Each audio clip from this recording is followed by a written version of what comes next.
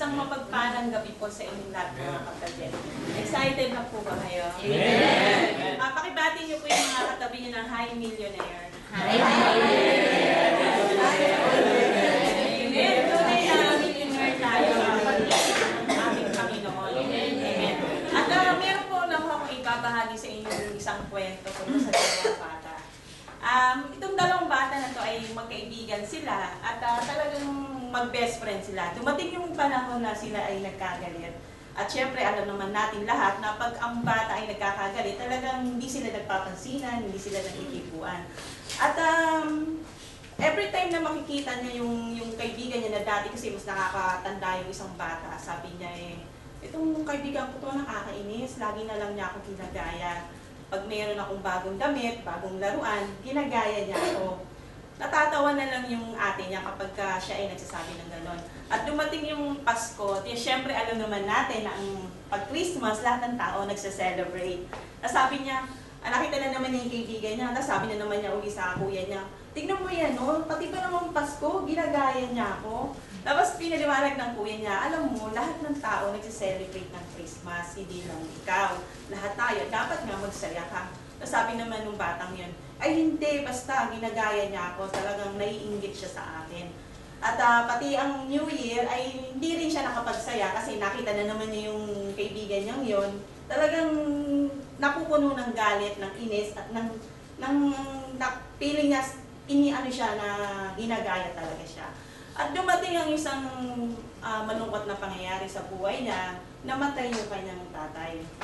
At ngayon nagkaroon ng lamay sa bahay nila at nakita niya yung kaibigan niya na kasama yung mga magulang. Siyempre, di ba tayo mga Pilipino ay pag may namamatayan, dinadamayan natin at pumunta sa lamay.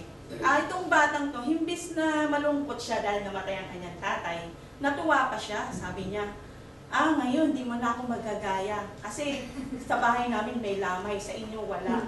At ang tatay ko patay na, ikaw patay na. Ang tatay ko patay na, samantalang ikaw, buhay pa yung tatay mo. So napapansin natin, itong batang to ay nakakalungkot kasi imbis na hindi niya nakikita kung anong meron siya. At hindi siya nagiging masaya kasi nga, busy-busy siya sa pagtingin doon sa kanyang kaibigan na ipukumpara niya. At yun ang lagi nang iniisip na naiingit siya. Sa buhay natin, minsan hindi natin namamalaya na mas nakakahigit tayo sa kapwa natin kasi mas kinukumpara natin ang ating sarili sa kapwa natin. Amen. At tayo yung tumayo sandali at manalangin. Diyos Ama namin makapangyarihan sa lahat. Salamat po Panginoon sa gabing ito na binigay niyo sa akin, na binigay niyo ng opportunity na makapaglingkod po sa inyo Panginoon. Salamat po Panginoon sa gabing ito Lord. Kayo lamang po Panginoon ang manguna sa akin Panginoon. Tuwin niyo lamang po ako ng tagapagsalita niyo lamang Panginoon. At anuman ang mga karumihan sa aming mga puso, sa aming mga isip Panginoon, pakalinisin niyo po ito Panginoon ng inyong banal na dugo, ng inyong bugtong na anak ng Jesus Cristo Lord.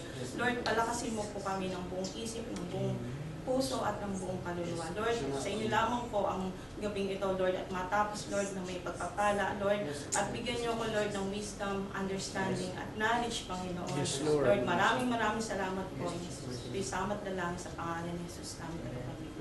Amen. Amen. At dito nga po ay, sa gabing ito, ay alam niyo po ba na ang devil, kapag nakikita niya nag-grow ang isang Kristiyano na katulad natin, ay talagang gumagawa siya ng paraan para masira tayo. At kung minsan, gumagamit siya ng mga taong malalapit sa puso natin upang masira tayo. Kasi ang growing Christian ay talagang big threat sa kingdom of darkness. Amen po. At di ba ang sabi nga sa John 10:10, na kaya lamang nagpunta rito ang magnanakaw ay upang magnakaw, pumatay at magwasak. Sino ba yung magnanakaw na yon? Di ba si Satan? At upang hindi tayo maligaw sa kasinungalingan, kailangan lamang ituon natin ang isip at puso natin sa Diyos lamang po. Amen. At sa gabing ito, ating pong tatalakayin sa buhay, isa sa naganap sa buhay ni Moises. At dito po sa pinamagatan ko po siyang Miriam's jealousy. Bakit po Miriam's jealousy? At kanino po siya nagselos? At bakit po siya nagselos? Mamaya po malalaman po natin kung bakit po siya nagselos at kanina po siya nagselos. At papakilala ko muna sa inyo kung sino ito si Miriam. Ang ibig ko sabihin ng Miriam sa Egypt ay beloved at ito po yung mga naanong kay Miriam po. At si Miriam po ay akin pong sasabihin sa inyo na siya po yung ate ni Moises. At siya rin po yung kauna-unahan na kumanta at sumayaw nung sila ay palabas na sa Egypt. Yun po ay. At ito yung kapatid ni Miriam, si Aaron. Yan po siya. At hindi ko na po babasahin kasi medyo mahaba po siya. At si Aaron ay siya yung naging tagapagsalita ni Moises kasi alam naman nating lahat na si Moises ay hindi siya ganong kagaling magsalita.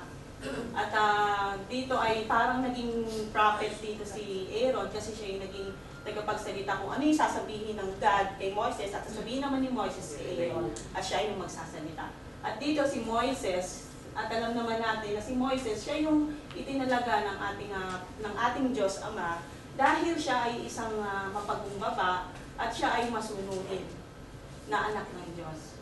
At dito sa kasaysayan ng Numbers, dito tinatalakay na yung mga Israelites, sila po ay naglakbay ng 40 years papunta sa Promised Land. Kung natatandaan niyo po yung unang preaching ko, meron po akong senior sa inyo yung 40 numbers. Kasi napaka-significant po nung numerong yon. At yan nga po, naulit po uli yung sabi na po 40. At dito rin po, ay pinakita dito na kung paano naging faithful si Moises sa kasaysayan ng numbers na to. At dito rin pinapakita na ang Panginoon ay marunong talagang magbilang. At dito ba, ito po yung passage niya. At hindi ko na po siya babasahin kasi kanina nabasa na po siya. Yan po, hanggang 13 po.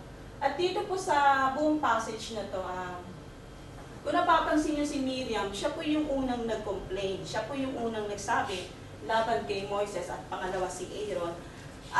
Pasintabi lang po sa mga kababaihan. Kasi po sa ating mga kababaihan, ang problema lang po sa atin ay madali tayong ilabas kung ano yung nararamdaman natin. Napaka-vocal natin, napaka-showy natin. At di ba kapag nagagalit tayo, minsan nakakagawa tayo ng mga bagay na hindi nakakalikod sa ating Panginoon. At sana matuto tayong i-guard ang ating mga labi. At sana rin ay yung nararamdaman natin, kontrolin natin, mag-pray tayo sa ating Panginoon upang siya ang magagabay sa atin dahil sinabi po sa James 1:19-20 na maging dahan-dahan tayo sa pananalita at maging makupat tayo sa pagkagalit sapagkat ang galit ng tao ay hindi gumagawa ng katwiran ng Diyos. Hindi po siya nakakalugod. Kaya dapat po ay ano po ang dapat natin gawin? Maging maliksi tayo sa pakikinig. Hindi po yung maging maliksi tayo sa madaling magalit. Hindi po dapat. Dapat ay maging makupat po tayo sa pananalita. Dahan-dahan po tayo sa pananalita. Dahan-dahan sa pagkakagalit po. Yan po yung sinasabi po sa James 1:19-20. At dito nga po, ano po yung natutunan natin sa buong passage na to? Ay una po, love your neighbor. At pangalawa po yan sa kautusan ng ating Diyos Ama na mahalin natin ating kapwa katulad ng pagmamahal natin sa kapwa. At sinabi po sa 1 Corinthians 10:24, huwag sariling kapakanan ang hanapin niyo, hindi ang sa iba. Huwag po yung palaging sarili lang natin ang iniisip natin. Isipin po natin yung ibang tao, yung kapwa natin.